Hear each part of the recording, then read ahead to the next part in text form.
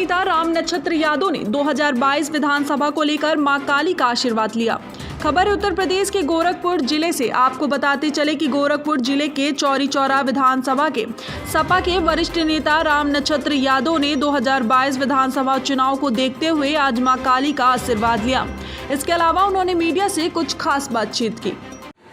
जिला पंचायत अध्यक्ष के चुनाव में, सदस्य के चुनाव में तो जनता ने वोट दिया, तो समाजवादी पार्टी के अधिक से अधिक जिला पंचायत सदस्य चुनाव जीत करके आए और ये लगा कि जनादेश समाजवादी पार्टी को है। लेकिन जब जिला पंचायत अध्यक्ष का चुनाव आया तो भारतीय जनता पार्टी की सरकार पूरी तरह से संविधान के विरोध में उतर गई, लोकतंत्र के विरोध में उतर गई, संविधान का चीरहरण करने लगी, लोकतंत्र को बूटों से कुचलने लगा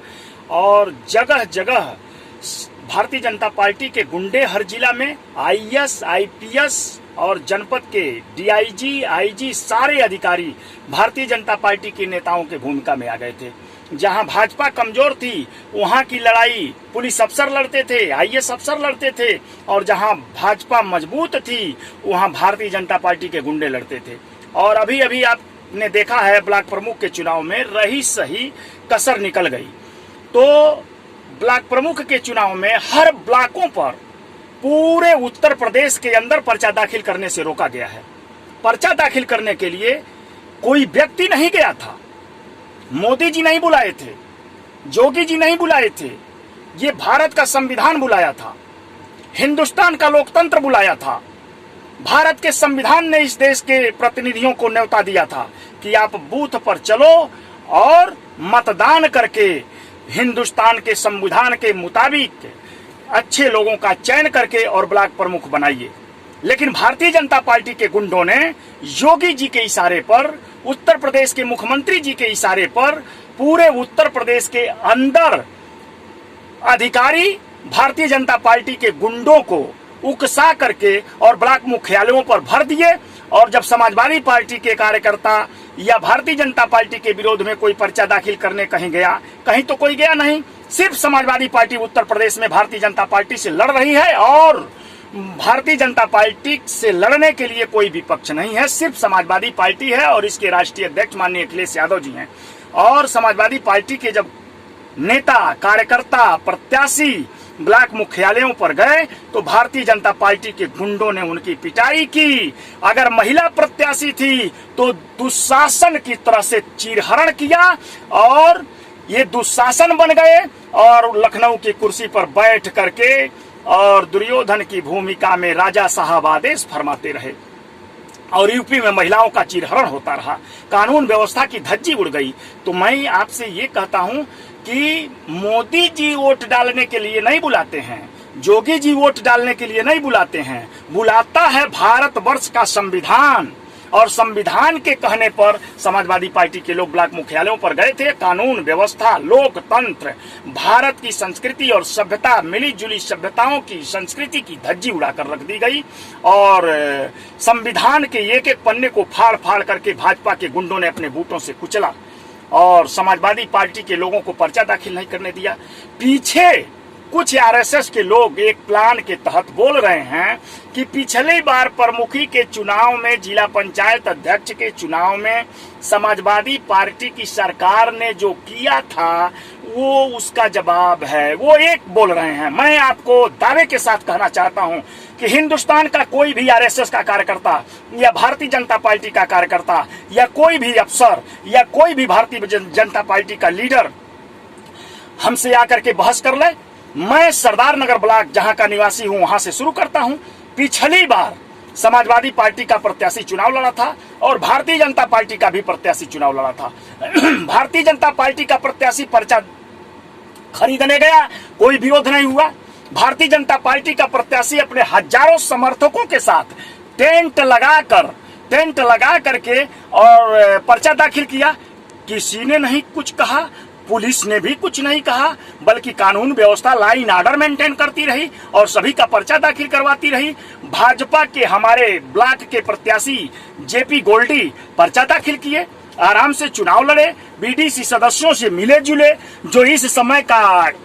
काम धाम है जो चल रहा है वो भी किए, बीडीसी सदस्यों के अपने सुरक्षित स्थान पर भी पहुंचाए, लेकिन किसी पुलिस अफसर ने छेड़ा तक नहीं, किसी अधिकारी ने छेड़ा तक नहीं, इसलिए कि लोकतंत्र का समर्थन करने वाली समाजवादी पार्टी और उसके राष्ट्रीय अध्यक्ष माननीय अखिलेश यादव, जो भारत के लोकतंत्र और संविधान में विश्वास रखते हैं, उनकी सरकार चल रही थी। भारतीय जनता पार्टी के प्रत्याशी ने पर्चा दाखिल किया, सब कुछ किया, वोट मांगा, काउंटिंग हुई तो समाजवादी पार्टी का प्रत्याशी कह रहा था कि मैं 20 वोटों से जीतूंगा, 20 वोटों से जीतूंगा, लेकिन जब गिनती हुई तो मात्र 6 वोट से जीत सका। इसका मतलब ये था कि बीडीसी सदस्य अखिलेश यादव जी की सरकार में इतना बेखौफ थे, निर्द्वंद थे, आजाद थे कि उन लोगों ने सरकार के खिलाफ क्रॉस वोटिंग करी, सरकार के खिलाफ, सरकारी प्रत्याशी के खिलाफ वोटिंग करके दिखाया और गिनती में सामने भी आया। उसके पहले भी समाजवादी पार्टी का प्रत्याशी हार गया था और समाजवादी पार्टी सरकार में थी, तब नेताजी मुख्यमंत्री थे। तो समाजवादियों ने सदा लोकतंत्र की वकालत की है, लोकतंत्र के बहाली के लिए आजादी की लड़ाई समाजवादियों ने लड़ी है। फांसी के फंदे पर समाजवादी विचारधारा के लोग चढ़े हैं और आज भारत के संविधान की सुरक्षा और इस देश के लोकतंत्र की हिफाजत समाजवादी पार्टी और समाजवादी पार्टी के राष्ट्रीय अध्यक्ष माननीय अखिलेश यादव जी और समाजवादी पार्टी के कार्यकर्ता ही कर रहे हैं। और जैसा कि आपने कहा कि इस पर आपको क्या कहना है,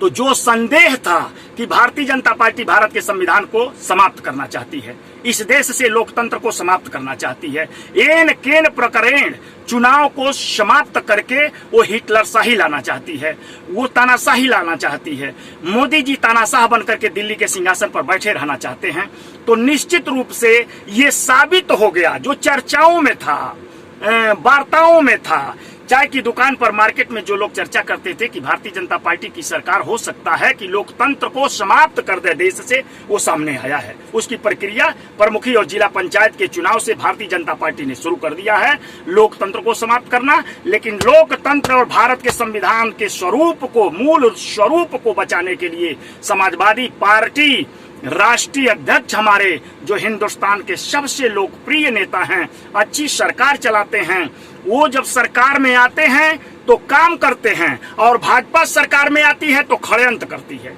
ये षड्यंत्र से सरकार चलाते हैं और वो काम करके, जनता का काम करके सरकार चलाते हैं, जो वादा करते हैं उसको पूरा करते हैं। तो निश्चित रूप से हम संविधान के खिलाफ और लोकतंत्र के खिलाफ भारतीय जनता पार्टी की साजिश को नाकाम करेंगे, निश्चित रूप से नाकाम करेंगे, चाहे इसके लिए समाजवादी पार्टी के एक एक कार्यकर्ता को भगत सिंह बन करके फांसी के फंदे पर लटक जाना पड़े, खुदीराम बोस बन करके फांसी के फंदे पर लटक जाना पड़े, लेकिन हम भारत के संविधान का मूल स्वरूप और लोकतंत्र को बदलने नहीं देंगे, कुचलने नहीं देंगे भारतीय जनता पार्टी को। भारतीय जनता पार्टी कुछ ही दिनों की मेहमान रह गई है।